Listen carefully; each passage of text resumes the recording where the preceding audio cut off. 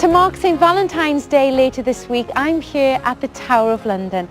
Now I know it's historically associated with imprisonment rather than romance, but it's here that the first ever surviving Valentine poem was written. So it's a very romantic welcome to Songs of Praise.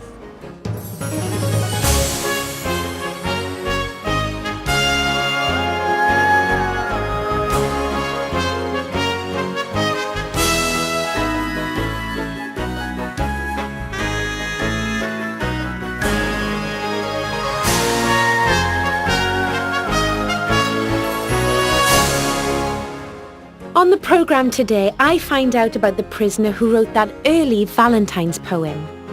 He writes, "I am already sick of love, my very gentle Valentine." We check out Christian digital dating and find out why faith is important to one young couple who are planning to go on a date. Hi George, yeah, lovely to see you. You all right? Yeah. And Sean Fletcher meets John and Tina, who've been married for over 50 years and share their tips on how to survive life's ups and downs. We did have some quite spectacular rows early on, I can tell you.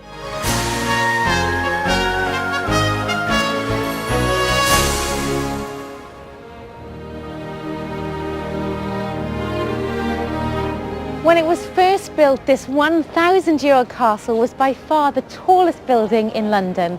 It's been a secure fortress, a royal palace and an infamous prison, but it also has an important Christian history, and I'll be exploring its two beautiful chapels. St. John the Evangelist Chapel and St. Peter ad Vincula. These stunning chapels have been places of worship for hundreds of years, and today we celebrate God's love with congregations from all over the country. We begin with a rousing hymn from Nottingham's Albert Hall.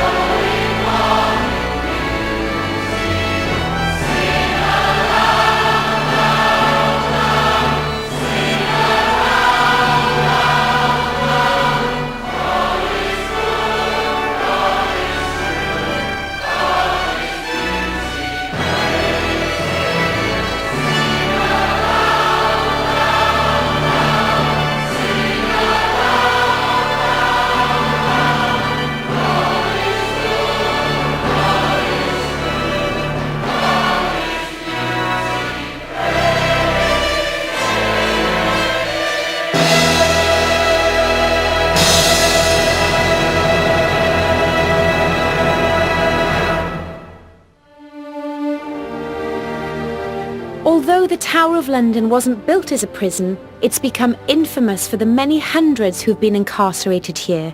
At the centre is the impressive White Tower, where I'm meeting historian Tracy Borman. So we're now in the oldest part of the tower, built by William the Conqueror in the late 11th century. And although we know the tower as a fortress, a place of incarceration, it was a very lavish palace, and this was the heart of it. And here we have one of the earliest depictions of the Tower of London. And what's interesting in this is that it shows one of our most famous prisoners. You can see there on the right, there's a gentleman sitting at a desk writing, and he's Charles, Duke of Orleans, who was taken prisoner after the Battle of Agincourt in 1415. And he's writing because that's how he spent most of his time here, just writing poetry and love letters to his wife. And it's said that he sent the first known Valentine. And do we know the words of the Valentine? Yes, we have a copy here, and it's entitled Farewell to Love. And he writes, I am already sick of love, my very gentle Valentine. Oh. And what eventually happened to him? Was he released? Only after 25 years. And very sadly, by the time he got back to France, his beloved wife was already dead. Oh, that's tragic. It's one of our saddest stories, I'm afraid, but let me show you the chapel. Thank you.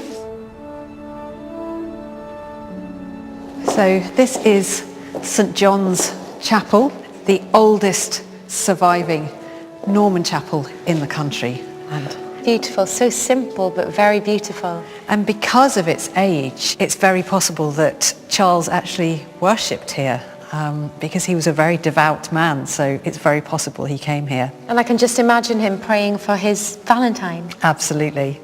And how did St. Valentine become the patron saint of lovers?